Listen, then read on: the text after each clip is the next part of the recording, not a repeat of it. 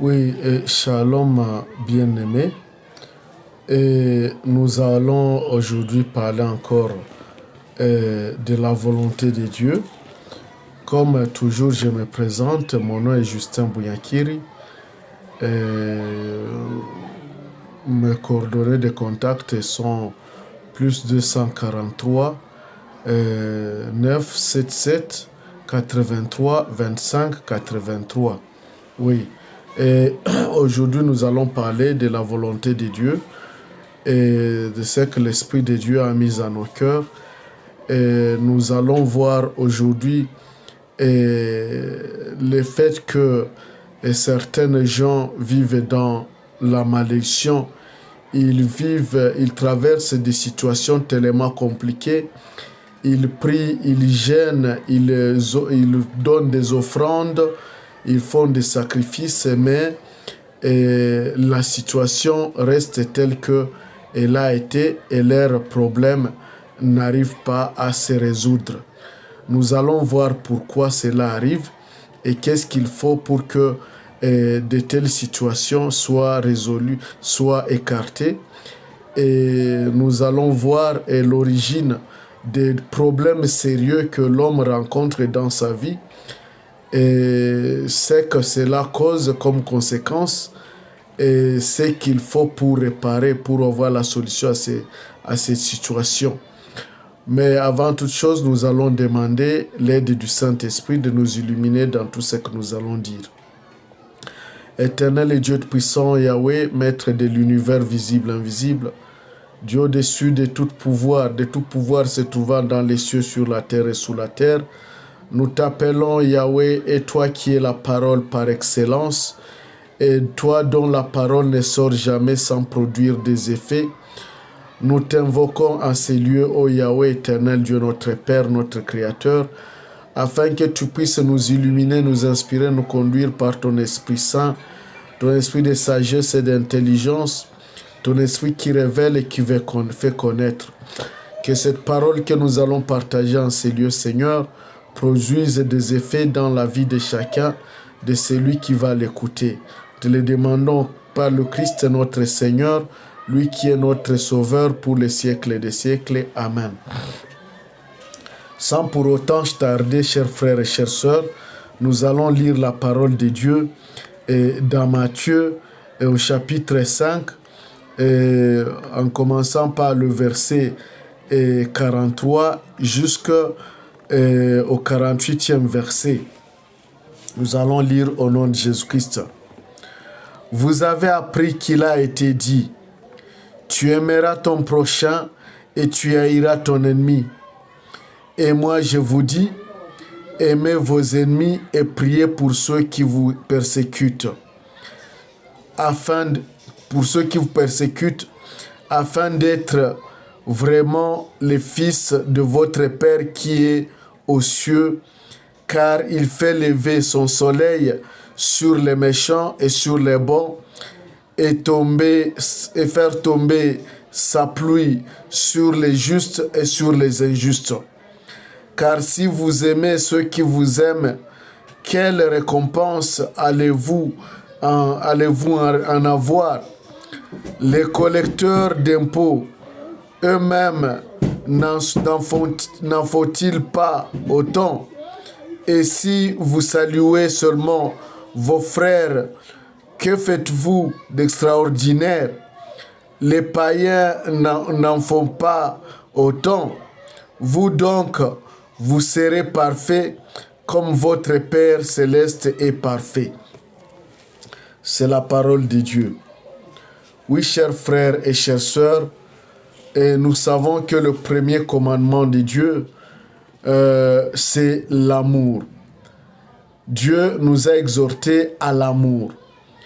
Et c'est ça le testament que Dieu nous a laissé à tous les chrétiens et à tous les croyants en Dieu le Père. C'est de nous aimer, d'aimer nos frères les hommes sans exception. C'est-à-dire aimer les ennemis, prier pour les ennemis et faire du bien pour les ennemis. Oui, c'est ça, c'est que Dieu notre Seigneur nous recommande. Et quand il parle de l'amour, il ne dit pas de haïr l'ennemi, c'est-à-dire celui qui vous fait du mal, mais de prier pour lui et de le soutenir, mais aussi de lui pardonner. Parce qu'ailleurs, Dieu nous dit, pardonne-leur, Jésus a dit, pardonne-leur car ils ne savent pas ce qu'ils font. Lui-même a pardonné à ses bourreaux qui lui ont donné la mort. Il est arrivé à leur pardonner. Si notre Seigneur a pardonné à ses bourreaux, en fortiori nous, ses enfants, nous, ses adeptes, nous qui voulons le suivre, oui. Ailleurs, Jésus-Christ a dit, si quelqu'un veut me suivre, qu'il porte son joug. Oui. Et il dit encore, le disciple n'est pas plus grand que son maître. Donc, si notre maître a subi la croix, nous aussi, nous devons subir la croix et que chacun de nous porte sa croix. C'est ça le vrai commandement et la condition nécessaire et sine qua non pour suivre le Christ. C'est la croix qui nous fait voir la grandeur de l'amour de notre Dieu. Sans la croix dans nos vies, nous ne pouvons pas dire que nous sommes aimés par le Christ. Parce que un homme de Dieu a dit que ce n'est que la personne que Jésus-Christ n'aime pas, à qui il ne fait pas participer à sa croix.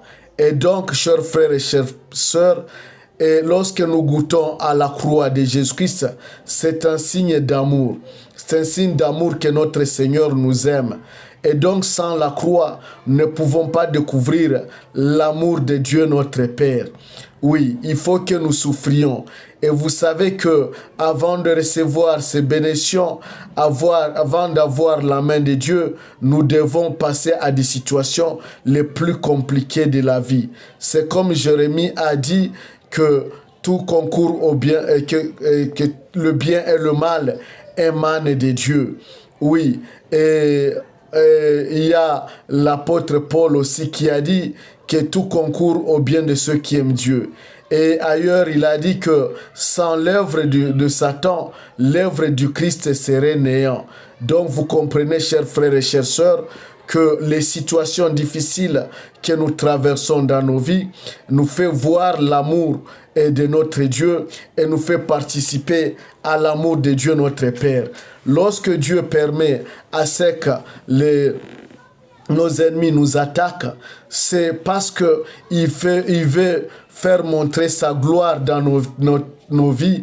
Il veut montrer sa puissance dans nos vies et il veut nous faire voir sa puissance sur les mal, sur les forces des ténèbres et sur les situations difficiles que nous traversons. Donc, chers frères et chères sœurs, toi qui traverses une situation difficile, ne la prends pas comme une malédiction, comme une souffrance infligée par Dieu, mais il faut profiter de cette situation pour chercher encore davantage ton Dieu, pour lui rapprocher davantage et pour savoir continuer à prier et savoir lui demander qu'est-ce qu'il veut te dire à travers cette situation. Donc il ne faut pas maugréer, il ne faut pas souffrir, il ne faut pas croiser les bras, mais il faut prier davantage et rechercher la solution dans le Seigneur et dans le Christ. Et c'est là, tu sais que nous savons que pour recevoir la solution à des problèmes sérieux, à des problèmes compliqués, nous devons d'abord commencer par une repentance sincère.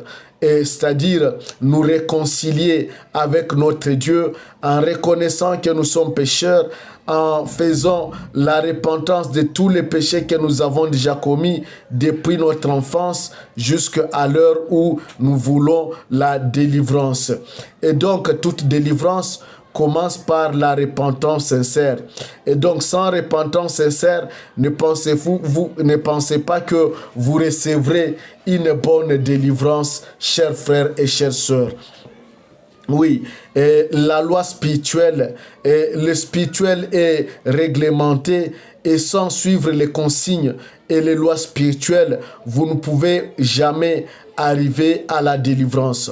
Vous pouvez seulement, comme Dieu est bon, il promet que il va vous faire du bien, il va vous donner des bénédictions, mais une chose est d'être promu, c'est-à-dire d'avoir une promesse de Dieu, et une autre est d'atteindre le bénédiction. Les hommes de Dieu, les prophètes de Dieu peuvent vous promettre, et peuvent vous dire, vous révéler que Dieu vous donnera telle chose, mais ça ce n'est qu'une promesse, chers frères et chères sœurs.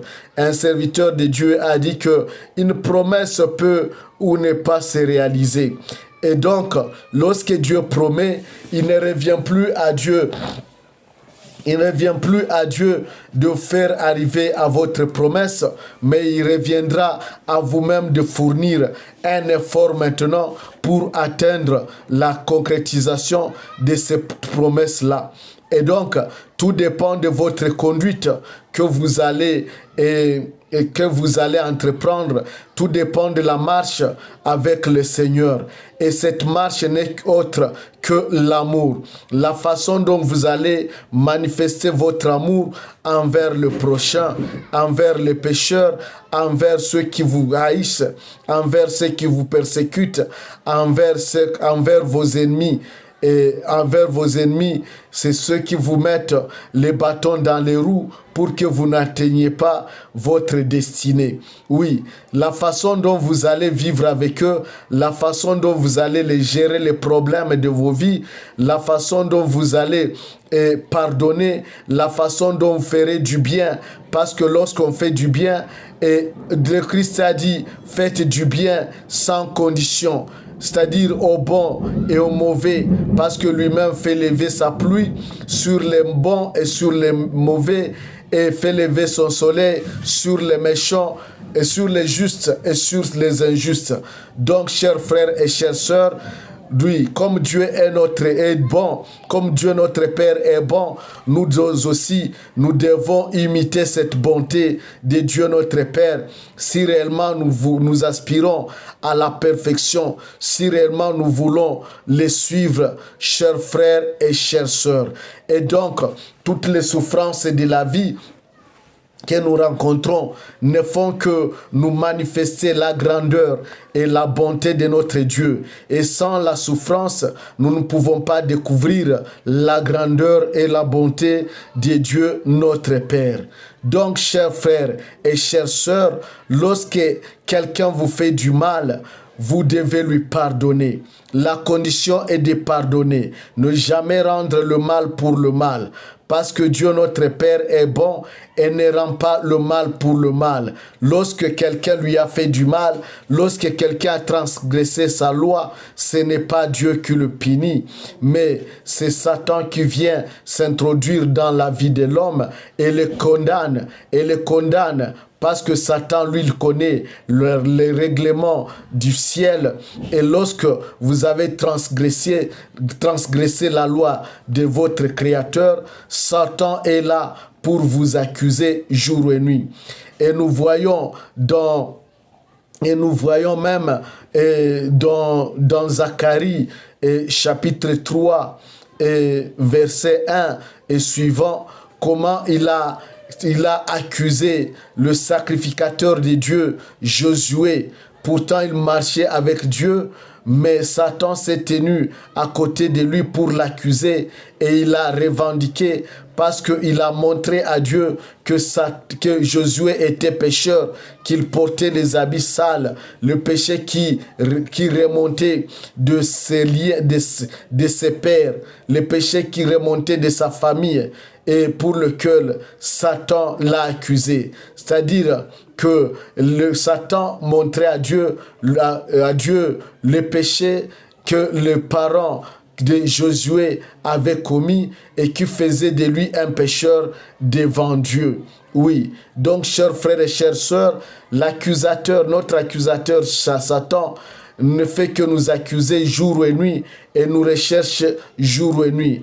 Et lorsque quelqu'un a commis un péché ou qu'il est tombé dans la malédiction, nécessairement, il y a une malédiction qui l'attend. C'est-à-dire, lorsque quelqu'un a commis des abominations, il y a une malédiction qui l'attend. Et cette malédiction doit parcourir 4 générations jusqu'à arriver à son cours.